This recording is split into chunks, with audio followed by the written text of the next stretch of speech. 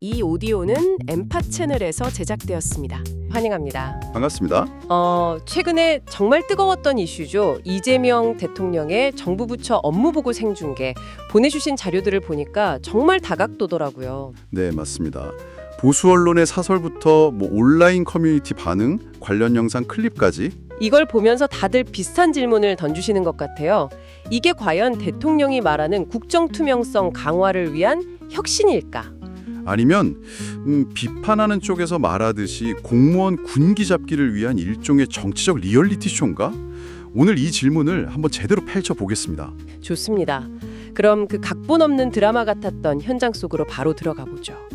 공식 명분은 국민 알 권리였지만 공직사회에서는 국정감사보다 살 떨린다 이런 말이 나왔다고 하더라고요. 그럴 수밖에 없네요.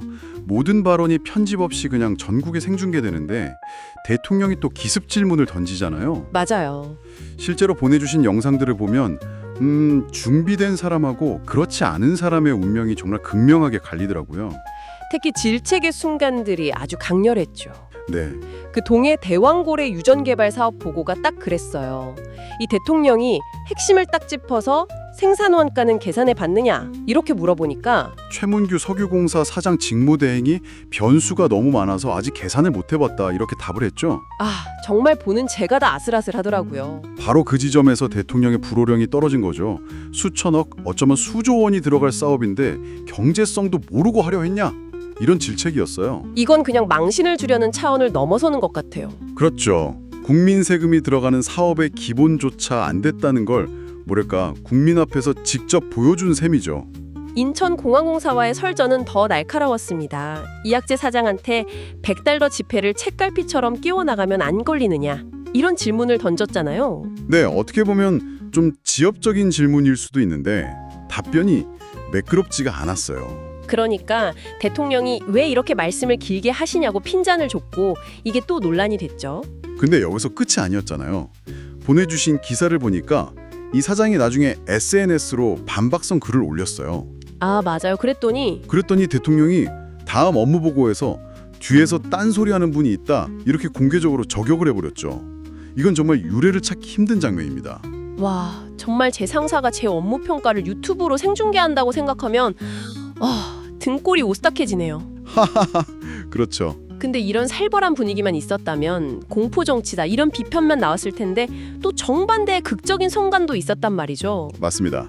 바로 그 유명한 콩GPT의 탄생이죠. 변상문 농식품부 식량정책관 사례인데요. 이게 이 생중계의 또 다른 면을 딱 보여주는 거죠. GMO 콩 수입 빙결에 대한 기습 질문이었는데 망설임이 없었어요. 그냥 바로 100만 톤입니다. 이렇게 구체적인 숫자로 답했죠. 그 장면에 대한 온라인 반응을 모아주신 걸 보니까 정말 뜨겁더라고요. 인공지능 챗봇 같다고 콩GPT라는 별명을 붙여주고 심지어 대통령실에서 그를 차관으로 파격 발탁하는 걸 검토했다. 이런 기사까지 나왔으니까요. 실력만 있으면 정말 벼락스타가 될 수 있다는 걸 보여준 셈이네요. 그렇죠. 대통령이 추구하는 실력 중심 인사의 어떤 상징적인 장면으로 활용된 겁니다. 그런데 다만 여기서 하나 짚고 넘어가야 할 흥미로운 점이 있어요. 뭔가요? 보내주신 후속 기사를 보면 사실 변 정책관의 답변에 일부 수치 오류가 좀 있었어요. 정말요? 네, 그래서 나중에 장관이 직접 SNS로 정정하는 해프닝도 있었습니다. 그런데도 대통령실은 그의 그 자신감 있는 태도 그리고 위기 대처 능력을 높이 평가했다고 하죠. 그러니까 완벽한 정답이냐 아니냐 이것보다도 국민 앞에서 문제를 어떻게 마주하는가 그 태도를 더 중요하게 봤다는 거군요. 바로 그겁니다.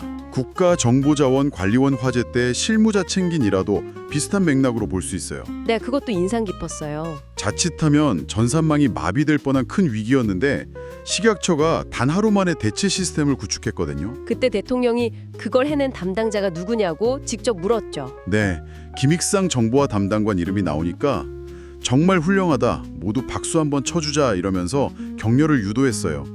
보이지 않는 곳의 실무자를 최고 권력자가 직접 조명해 준 거죠. 이렇게 공개적인 질책과 파격적인 칭찬이 막 교차하니까 이걸 보는 국민 입장에서는 정말 한편의 리얼리티 쇼처럼 흥미진진했을 것 같아요. 네, 그렇죠. 자, 그렇다면 이 단짠의 연출을 통해서 대통령이 진짜로 하고 싶었던 말은 뭐였을까요?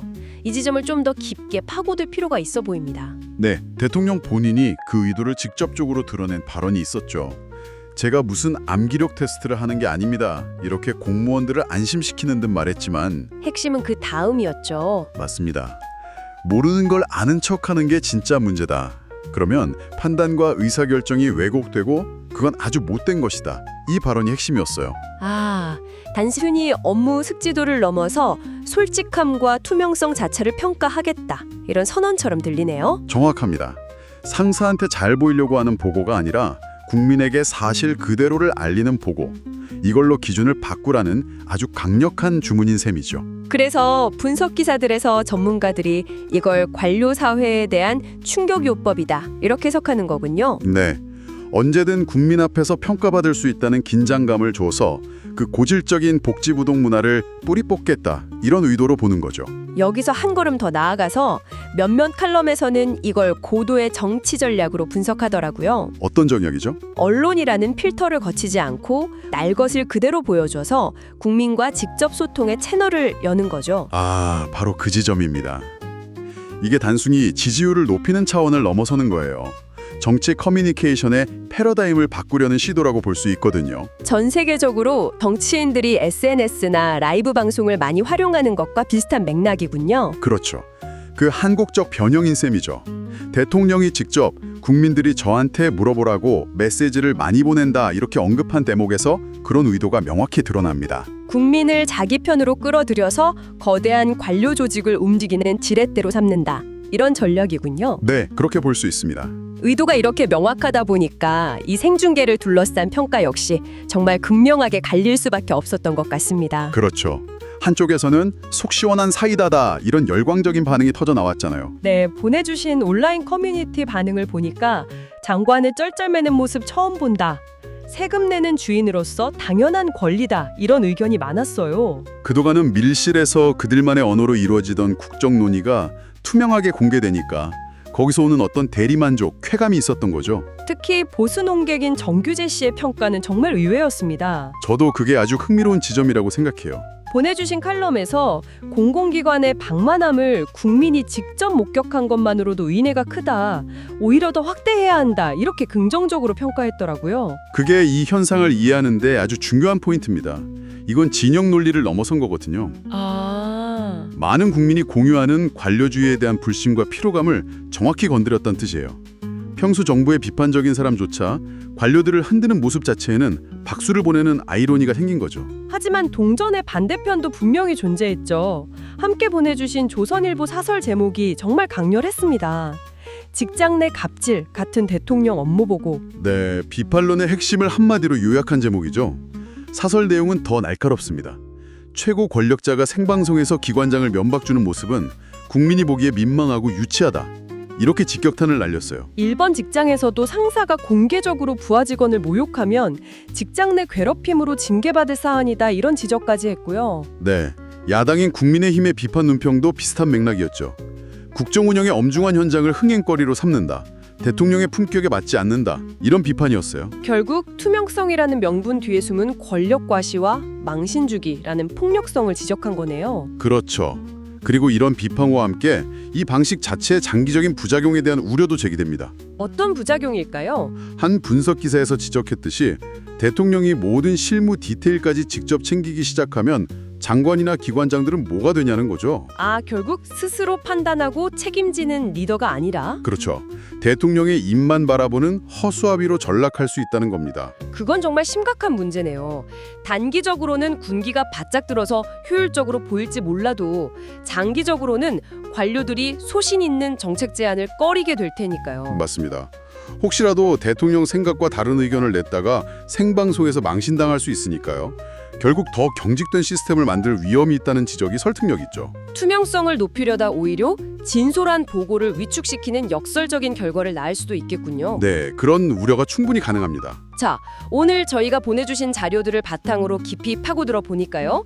이 업무보고 생중계라는 현상은 정말 여러 겹의 복잡한 얼굴을 가지고 있는 것 같습니다. 네, 한쪽에는 국정 투명성과 관료 개혁이라는 대의 명분이 있고 다른 한쪽에는 정치적 쇼와 권위주의적 리더십이라는 비판이 팽팽하게 맞서고 있죠. 이것이 일회성 이벤트로 끝나서 관료 사회의 상처와 불신만 남길지 아니면 정말 공직 사회의 체질을 바꾸는 긍정적인 계기가 될지 그건 앞으로의 과정에 달려 있을 겁니다. 다만 한 가지는 분명해 보여요.